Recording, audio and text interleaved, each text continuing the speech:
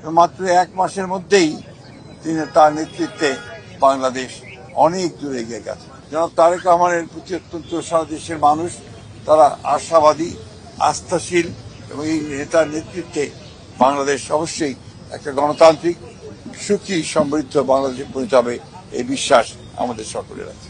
ফ্যাসিস্টের যাতাকালে বাংলাদেশে যখন গণতন্ত্র ধ্বংস হয়ে গিয়েছিল, স্বাধীনতা বিপন্ন হয়ে পড়েছিল, তখন বাংলাদেশ জাতীয়তাবাদী দল জনগণকে সঙ্গে নিয়ে লড়াই করেছে, সংগ্রাম করেছে। এই দিনে প্রথমেই স্মরণ করতে চাই আমাদের যিনি এই দিনে স্বাধীনতার ঘোষণা দিয়ে সমগ্র বাংলাদেশের মানুষকে স্বাধীনতা যুদ্ধে ঝাঁপিয়ে পড়তে অনুপ্রাণিত করেছিলেন এবং দীর্ঘ 9 মাস রণাঙ্গনে থেকে লড়াই করে বাংলাদেশের জনগণকে নিয়ে, দেশপ্রেমিক সেনাবাহিনীকে নিয়ে দেশ স্বাধীন করেছিলেন। তার প্রতি বাংলাদেশ জাতীয়তাবাদী দলের পক্ষ থেকে গভীর শ্রদ্ধা নিবেদন করছি।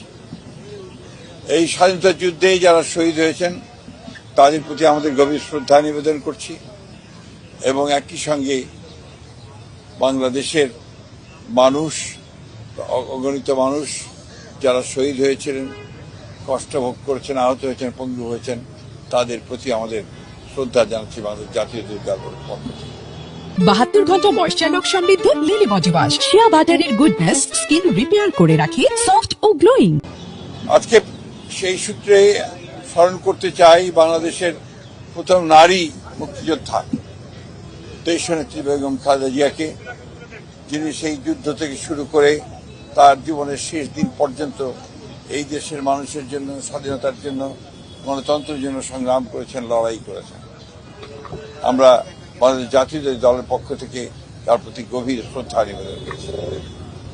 আজকে সম্পূর্ণ একটা ভিন্ন প্রেক্ষাপটে আমরা এই স্বাধীনতা দিবস আজকে উদযাপন করতে চলেছি। দীর্ঘ 15-16 বছর ফ্যাসিস্টের যাতাকালে বাংলাদেশে যখন গণতন্ত্র ধ্বংস হয়ে গিয়েছিল, স্বাধীনতা বিপন্ন হয়ে পড়েছিল, তখন বাংলাদেশ জাতীয়তাবাদী দল জনগণকে সঙ্গে নিয়ে লড়াই করেছে, সংগ্রাম করেছে। প্রায় 60 লক্ষ মানুষের বিরুদ্ধে মিথ্যা মামলা হয়েছে, 20,000 মতো নেতাকর্মী তারা শহীদ হয়েছেন, প্রায় 1700 নেতাকর্মী গুম হয়ে গেছেন। সমস্ত নির্যাতন, নিপীড়নকে উপেক্ষা করে বাংলাদেশের মানুষ লড়াই চালিয়ে গেছে এবং সবশেষে জুলাই অভ্যুত্থানের মধ্য দিয়ে, ছাত্র জনতার অভ্যুত্থানের মধ্য দিয়ে বাংলাদেশ আবার নতুন করে একটা গণতান্ত্রিক ব্যবস্থায় ফিরে পাওয়ার সুযোগ সৃষ্টি করেছে।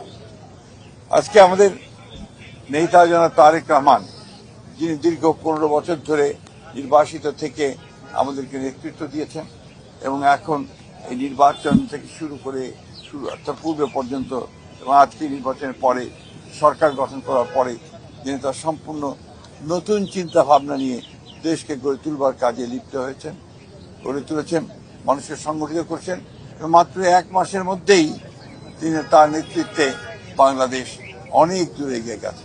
আমরা সবাই জানি যে ফ্যামিলি কার্ড, কৃষক কার্ড হবে, খাল খনন কর্মসূচি, কৃষকদের সুদ মকুব, সব মিলিয়ে এবং ইমাম, মুয়াজ্জিন এবং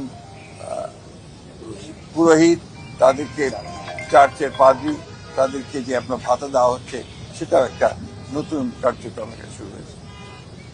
আমরা জনাব তারেক রহমানের প্রতি অত্যন্ত সারা দেশের মানুষ তারা আশাবাদী, আস্থাশীল এবং এই নেতার নেতৃত্বে বাংলাদেশ অবশ্যই একটা গণতান্ত্রিক, সুখী, সমৃদ্ধ বাংলাদেশে পরিণত হবে এই বিশ্বাস আমাদের সকলের আছে।